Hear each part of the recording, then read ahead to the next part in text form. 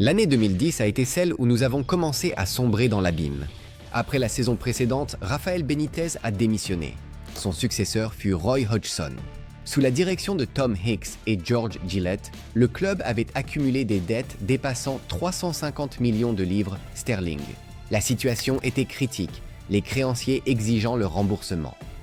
L'affaire était déjà devant les tribunaux. Anfield était devenu l'épicentre de la tempête. Les supporters manifestaient, les joueurs étaient démoralisés et l'entraîneur peinait. La presse parlait d'un géant en chute. Nous étions au bord de la faillite et de l'oubli. C'est difficile à imaginer aujourd'hui, mais à l'époque, nous étions proches de perdre notre club. Bonjour les Reds. Aujourd'hui, nous allons discuter de la façon dont le Fenway Sports Group envisage une nouvelle dynastie victorieuse pour notre club bien-aimé. L'UEFA va-t-elle nous sanctionner pour avoir enfreint les règles du fair play financier? Quelle est la situation financière du club en ce moment? Alors, abonnez-vous vite à notre chaîne et commençons. En 2010, la situation était critique, mais le Fenway Sports Group, dirigé par John Henry et Tom Werner, est alors intervenu.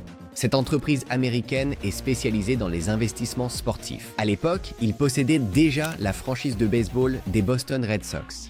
Avant leur acquisition, les Red Sox détenaient la plus longue dizaine de titres du baseball. Après l'achat par FSG, l'équipe est devenue l'une des franchises de baseball les plus performantes du 21e siècle. FSG possédait également diverses infrastructures, dont le Fenway Park, le centre d'entraînement de printemps Fenway South, ainsi que l'écurie de NASCAR Roush Racing. Au début, l'arrivée des propriétaires américains a été accueillie avec scepticisme. Les supporters de Liverpool avaient été témoins des expériences négatives vécues par d'autres clubs de Premier League. L'exemple le plus flagrant était celui des Glazers à Manchester United, où des politiques douteuses et des manipulations financières ont conduit à des manifestations massives de supporters et à des affrontements, causant des blessés et des arrestations en 2005. En signe de protestation, les supporters de United ont même fondé leur propre club de football, United of Manchester. Cependant, le 6 octobre 2010, le tribunal a approuvé l'accord. FSG a acquis Liverpool pour 300 millions de livres sterling, tout en effaçant simultanément les dettes du club. Pour John Henry, il s'agissait d'un choix stratégique. Liverpool était une marque mondiale reconnue, avec 6 Coupes d'Europe et une immense base de fans dévoués, mais le club était alors en profonde crise. FSG avait un plan bien défini. En 10 ans, ils avaient brillamment transformé les Boston Red Sox en triple champions des World Series. Comment? Un mot? Moneyball. Pour ceux qui ne connaissent pas, le Moneyball est un système de construction d'équipe basé sur l'analyse avancée, l'étude détaillée des profils et statistiques des joueurs, l'acquisition de joueurs sous-évalués possédant des attributs spécifiques pour des rôles ciblés, puis leur revente ultérieure avec d'importants bénéfices. FSG a mis en place ce système à Liverpool dès le premier jour. L'objectif principal était d'obtenir des résultats constants avec des dépenses minimales. Dans ce but, le club a nommé Damien Comolli en tant que directeur sportif et technique. Comolli était responsable des transferts, cherchant des joueurs abordables qui correspondaient au système de l'équipe. Cependant, il a été licencié après 2 ans en raison de recrutements ratés, notamment Andrew Carroll et Stuart Downing.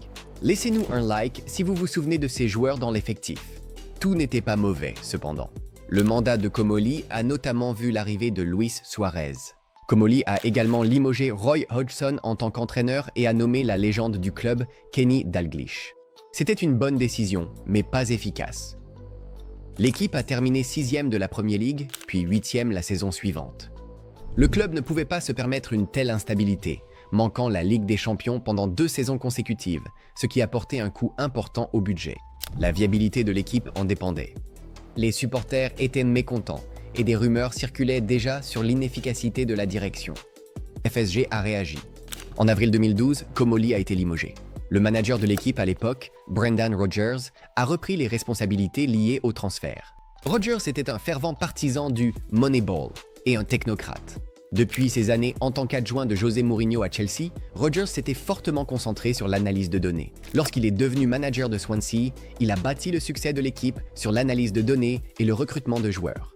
Liverpool lui a fait confiance. Après avoir terminé la saison 2011-2012 sous Hodgson à la 7e place, Rodgers s'est plongé dans la sélection de l'effectif. Il a reçu un vote de confiance de la part de la direction malgré une autre saison décevante. Mais cela était-il justifié ou aurait-il dû chercher un autre manager à l'époque? Lors du mercato, Liverpool a recruté Joe Allen, Daniel Sturridge, Nourisho Yen et Philippe Coutinho, tout en promouvant Raheem Sterling en équipe première. Avec le recul, ce mercato paraît impressionnant. À l'époque, le club a dépensé 47 millions de livres pour ses joueurs. Le résultat? Une course au titre pour finalement la perdre lors de ce match tristement célèbre. Vous vous souvenez tous de ce qu'a fait Steven Gerrard. On aurait dit que le moment était enfin arrivé. Nous étions à 2 doigts de réussir à nouveau. Mais en octobre 2015, Brendan Rodgers a été limogé. Après avoir terminé 2e, l'équipe est retombée à la 6e place la saison suivante. La saison 2015-2016 a mal commencé, Liverpool disputant 8 matchs de Premier League, 3 victoires, 2 défaites et 3 matchs nuls. Jürgen Klopp a remplacé Rodgers, marquant un tournant décisif. Comme Rodgers, Klopp gérait les transferts de l'équipe, soutenu par les analystes Ian Graham et Michael Edwards. En 2016, Edwards est devenu directeur sportif et technique, supervisant la politique de transfert. Le club a poursuivi sa stratégie de faibles dépenses, ce que les supporters critiquaient sans cesse. Comparé aux dépenses de Chelsea, Manchester City et Manchester United, Liverpool était à la traîne. Pourtant, cette approche a fini par porter ses fruits. Edwards a fait venir Sadio Mané, Jorginho Wijnaldum, Virgil van Dijk, Mohamed Salah, Andrew Robertson, Alisson Becker et Fabinho, des noms qui sont aujourd'hui des légendes. Leur recrutement était le fruit d'un travail analytique approfondi. Le résultat fut une période historique. Une victoire en Ligue des Champions en 2019 et le titre de Premier League en 2020 avec 99 points. Au cours de ces saisons, Liverpool a disputé plus de 190 matchs, avec une moyenne de 2,2 points par match, un niveau véritablement élite. FSG a compris que les trophées comptent, mais que la base repose sur les finances.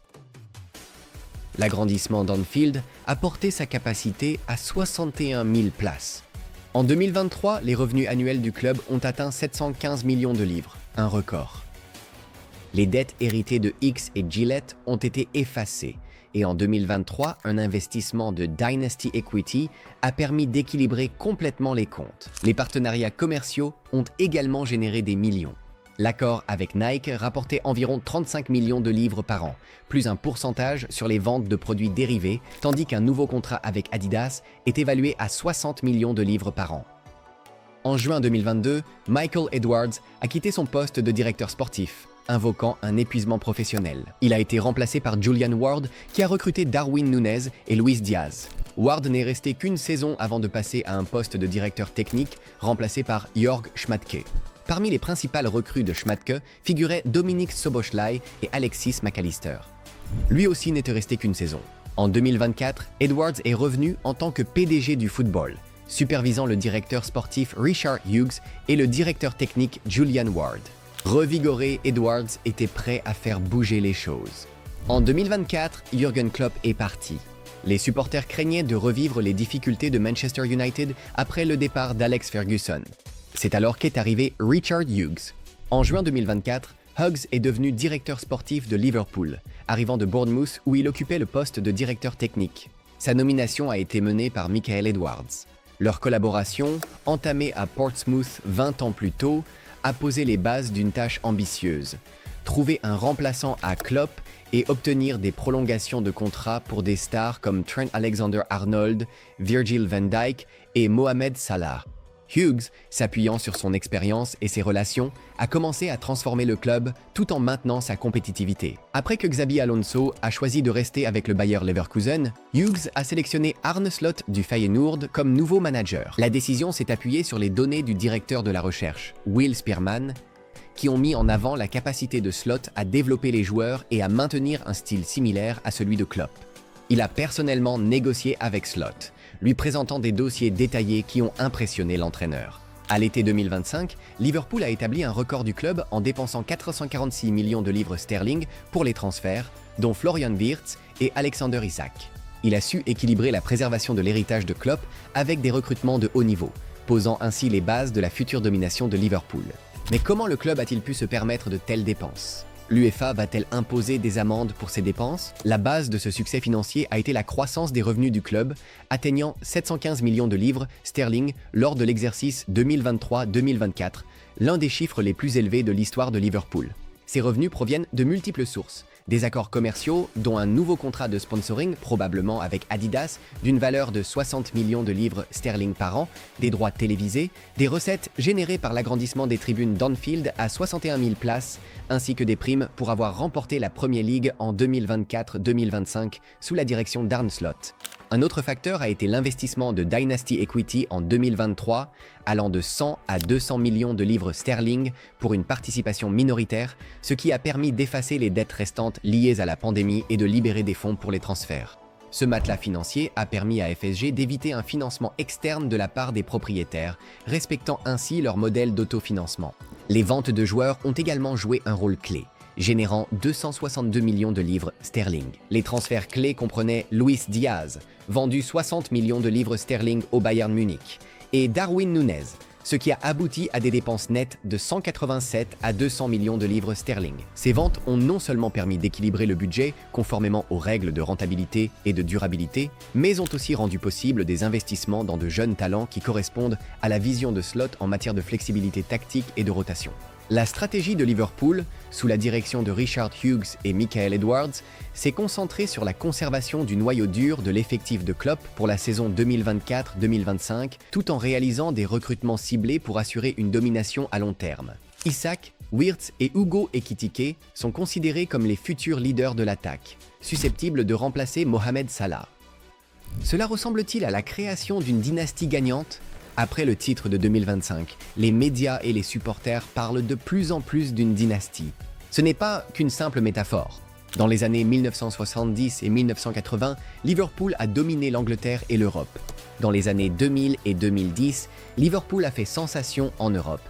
Aujourd'hui, FSG vise à construire Liverpool 2.0, une équipe capable de se battre régulièrement pour tous les trophées. L'académie, l'analyse de données, les investissements et le marketing mondial sont les piliers de cette vision. La valeur actuelle du club est estimée entre 4 et 5 milliards de livres et FSG a clairement indiqué qu'ils n'avaient aucune intention de vendre. En 15 ans, ils sont passés de sauveurs devant les tribunaux à architectes d'une nouvelle ère. La grande question maintenant est de savoir si le Liverpool des années 2020 deviendra la nouvelle dynastie du football anglais ou si l'histoire va se répéter dans une spirale descendante. Partagez vos avis dans les commentaires. N'oubliez pas d'aimer et de vous abonner à notre chaîne. Et souvenez-vous, vous ne marcherez jamais seul. Au revoir.